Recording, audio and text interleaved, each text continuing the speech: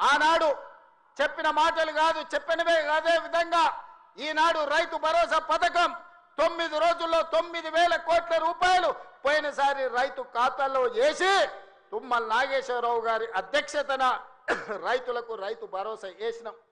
ఈనాడు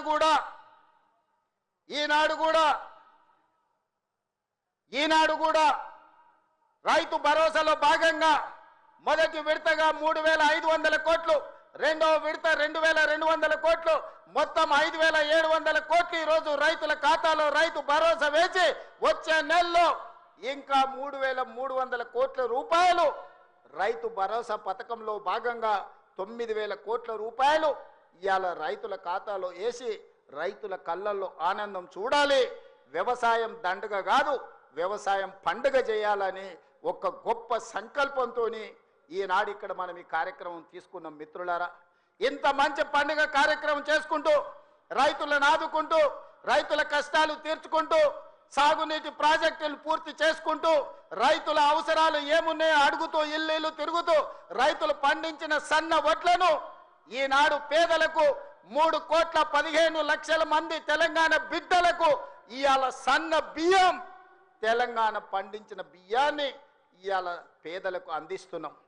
ఎక్కడైనా ఏ రాష్ట్రంలో అయినా ఈ భారతదేశంలో స్వతంత్రం వచ్చి 75 సంవత్సరాలలో నేను ఇవాళ సూటిగా సవాలు విసురుతున్నా. గొప్పలు చెప్పుకునేటోళ్ళు, జబ్బలు జరుచుకునేటోళ్ళు, తొడలు కొట్టుకునేటోళ్లకు సూటిగా నేను సవాలు విసురుతున్నా. ఎన్నడైనా కలలో కూడా మీరు పేదవాళ్ళకు సన్న బియ్యం ఇవ్వాలి. ఈ సన్న బియ్యం తల్లిదండ్రులు కన్న తల్లి తన బిడ్డకు, సంటి బిడ్డకు బుక్కడి బువ్వ తినిపించే పథకం ఎన్నడైనా మీరు ఆలోచన చేసిండ్రా? మీరు గడీలలో ఉండి సన్న బియ్యం తింటుంటే, దావతులు చేసుకుంటుంటే, బిర్యానీలు తింటుంటే, పేదవాళ్లకు దొడ్డు బియ్యం ఇస్తే వాటిని తినలేక పశువులకు దానా పెడుతుంటే ఎప్పుడైనా మీకు వాళ్ళ పట్ల కనికరం కలిగిందా అని నేను అడుగుతున్నా. ఇక ఇవాళ ఇప్పుడు జీవన్ రెడ్డి గారు చెప్పిండు, కాంగ్రెస్ వాళ్ళు సభ పెట్టినాడు, కాటారంలో బుడరంలో పెట్టినాడు, ఆడ పైసలు ఎత్తారట. ఇది ఒక్క తేపకేసి రైతు బంధు నెలకొక ఇస్తా, ఎకరానికా అంటే 2 నెలలకు ఒక ఎకరానికి అంతేనా? 6,000 వేసినాం మా అంతా సిపాయిలను బొచ్చ కొట్టుకుంటాను. ఆనాడు ఎట్లా పడేది రైతు బంధు? 10 రోజుల గ్యాప్లో మొత్తం రైతులకు వచ్చేసింది. టంగ్ మన సెల్ ఫోన్ మోగుతుండే, మంచిగా టింగున పోయి బ్యాంకుకి వెళ్ళి తెచ్చుకుంటుండే. ఎక్కడ వాయి మరి? ఏం మాట్లాడినరు?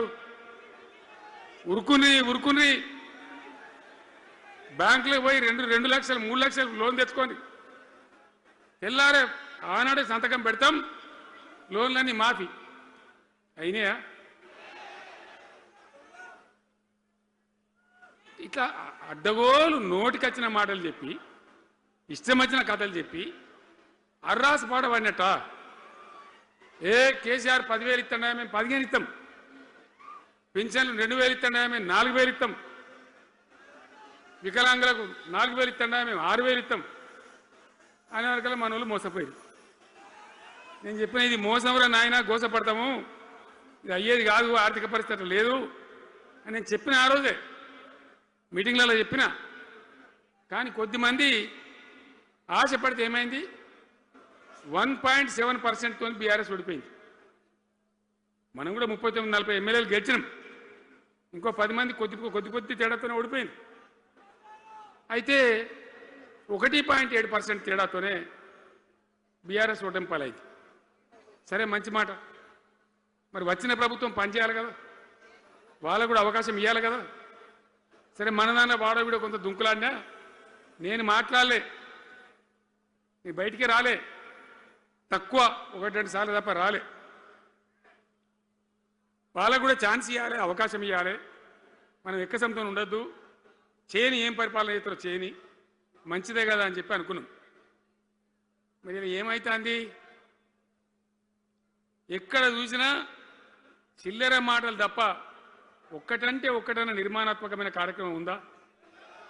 ఒక్కటన్నా ఏదైనా గొప్ప స్కీమ్ మొదలుపెట్టిండ్రా? ఒక పొదరిల్లులాగా వడ్డించిన విస్తరలాగా తెలంగాణను మీకు అప్పచెప్పినాం.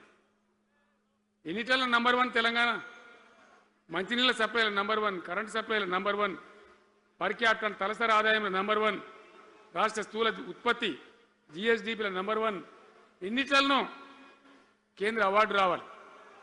అంత బాగా చేసిన తెలంగాణ 2.5 ఏళ్లలో ఇలా ఎవ్వని మాట్లాడించిన రైతులను మాట్లాడితే గొడవ వైడుతున్నారు. నాశనం అయిపోయిందన్న చెడగొట్టుకున్నాం, మా చెప్పుతున్న మేమే కొట్టుకుంటాం ఓటును వాళ్ళు కొంతమంది బాధపడి. ఎందుకు? ఎంత మంచి కడుపుల చల్లగదలు కూడా రైతులకు ఎట్లుండే, ఎంత బాగుండే, కరెంటుకు బాధ ఉండేనా, నీళ్ళకు బాధ ఉండేనా? యూరియా బస్తాలు ఇయ్యే శాతం అయితే లేదా ఈ ప్రభుత్వానికి?